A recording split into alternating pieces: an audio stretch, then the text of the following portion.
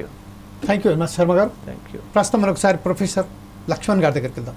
లక్ష్మణ్ గారు, ఈరోజు ఈ ఊచకోత ఏదైతే జరిగిందో, ఒక మారణ కాండ జరిగిందో, అది మిలిటరీ వాళ్ళే కావచ్చు, బిఎల్ఏ మిలిషియాగానే కావచ్చు, ఒక్కసారిగా ఉలిక్కపడ దేశం సిపెక్ కూడా, అంటే చైనా పాకిస్తాన్ కారిడార్ ప్రాజెక్ట్ ఏదైతే నిర్మించబోతున్నారో దాని మీద కూడా దీని ఇంపాక్ట్ పడబోతుంది. ఈ విషయంపై మీరే స్పందిస్తారండి.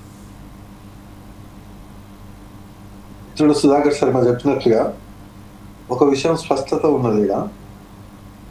విషయం ఏంటంటే, ప్రొఫెసర్ మంజూర్ ఆలం గారు జాగ్రఫీ డిపార్ట్మెంట్ ప్రొఫెసర్గా ఉన్నప్పుడు ఎప్పుడు ఒక మాట అంటుండేది,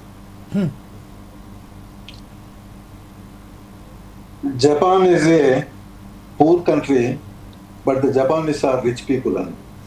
అదేవిధంగా India is a rich country but the Indians are poor అని చెప్తుండే.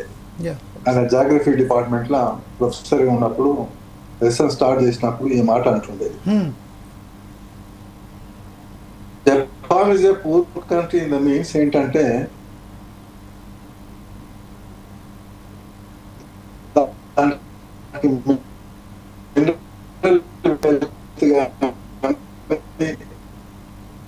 వేరే న్యాచురల్ అది.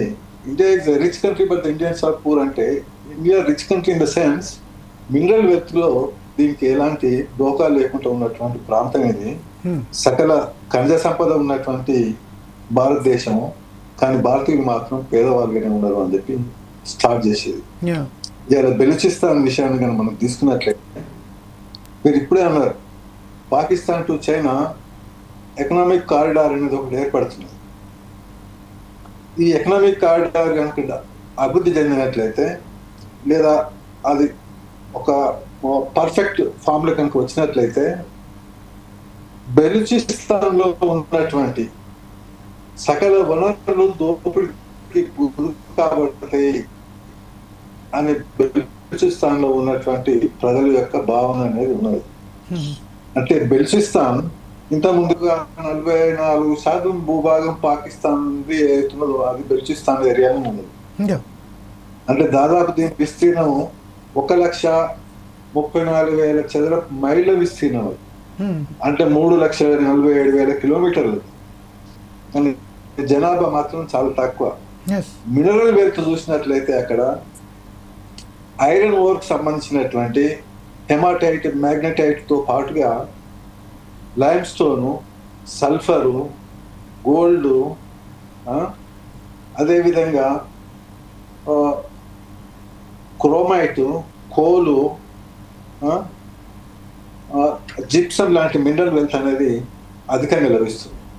ఇంకొకటి, దాదాపుగా 40% ఆఫ్ ది నేచురల్ గ్యాస్ ఏదైతుందో సప్లై పాకిస్తాన్ జరుగుతున్నది కేవలం బెలూచిస్తాన్ ఏరియా నుంచి జరుగుతుంది.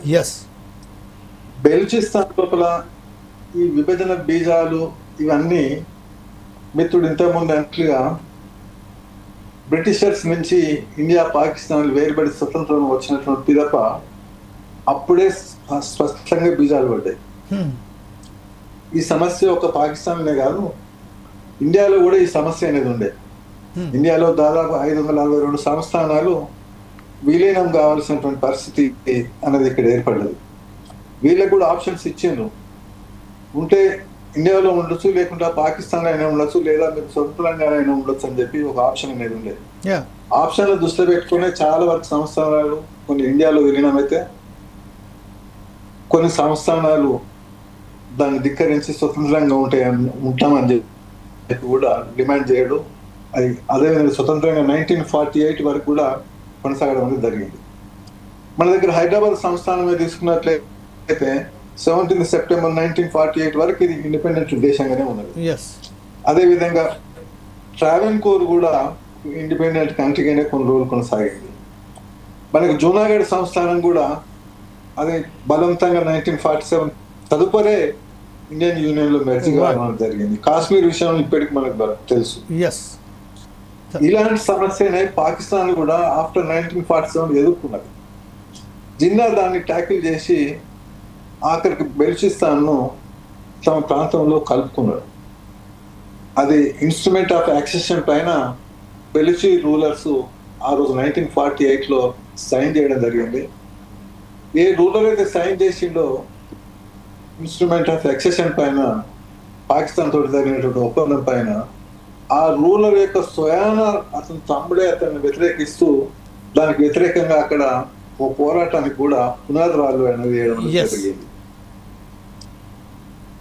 వాస్తవానికి అప్పుడే పునాది పడ్డదా అని అంటే పునాది వాస్తవంగా ఏంటంటే ఎథనిసిటీ ప్రాబ్లమ్స్ కూడా అక్కడ ఉన్నాయి అనేటి భౌగోళికంగానే కాకుండా సాంస్కృతిక పరమైనటువంటి కల్చరల్ డైవర్సిటీ అనేటి కొన్ని ఎథనిసిటీ ప్రాబ్లమ్స్ కూడా. ప్రొఫెసర్ గారు మరొకసారి మీ వద్దకు ఏమైనా కూడా